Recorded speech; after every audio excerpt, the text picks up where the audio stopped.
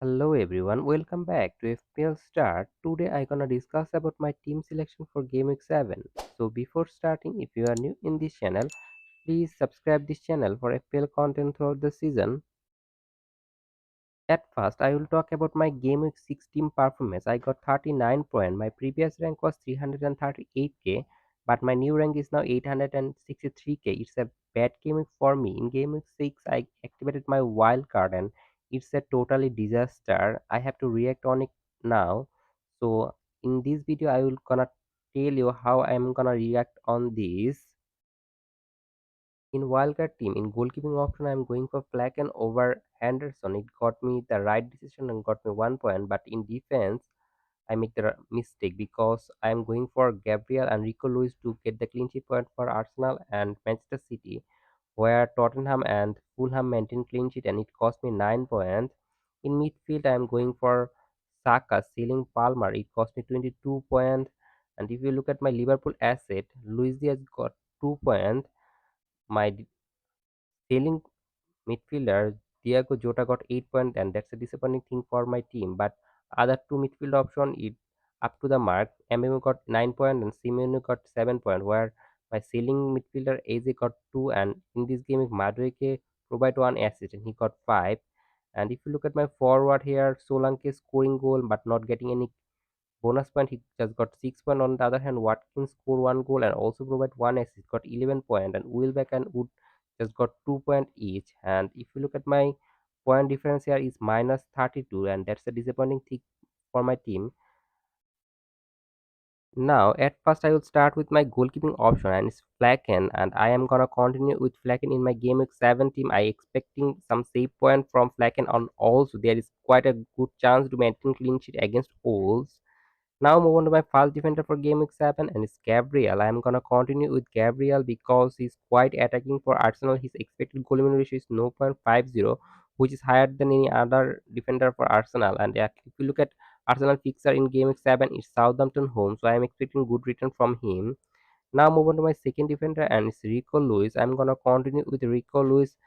He has some chance that he might be rotated in game week 7 because he played full 90 minutes in Champions League, but he played very well there. So I expect him to start whether in the right back position or in the midfield. So I think he will start, and that's why I'm gonna go with him. And if he not start, then I think I will go my bench option. I am not gonna sell Rico Lewis now. Now move on to my third defender and it's Alexander Arnold. I am continuing with him and he's played very well for Liverpool and Liverpool defensively looks solid, and also Alexander Arnold has got Crystal Palace away. Crystal Palace this season are not attacking a good team, so I am expecting clean sheet point at least from Liverpool defender Alexander Arnold. Now move on to my midfield option. My first midfielder is Saka, and I think I'm gonna go with him. I'm not gonna transfer him out because I think against Southampton home, Saka has got the ability to get mega hole, and that's why I'm gonna go with him. And he's also very good captaincy shot also. Now move on to my second midfielder, and it's Mbemu. I'm gonna continue with Mbemu against Wolves home because he's the main man for Brentford playing well, and in last match he also scoring goals, so I'm gonna go with him. My third midfielder is Luis Diaz, and I think in game week 7 he should start against Crystal Palace away match because if you look at the Champions League fixture for Liverpool this week, it's a Blogona, and I think in this match Liverpool should easily win, and if they win, I think uh, Luis Diaz minute will be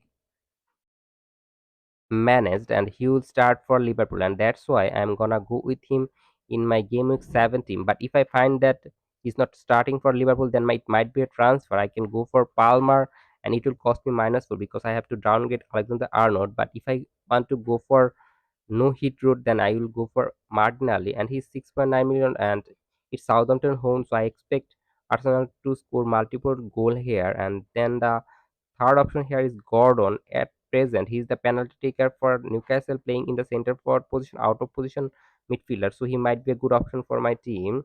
Now move on to my fourth midfielder, and it's Semenyo. I'm gonna continue with him in my starting 11 against Leicester. I expect some point from Semenyo, and if you look at his last match, he played very well for Bournemouth, and that's why I'm gonna go with him. And he's the main man for Bournemouth, so I think I expect a good return from him.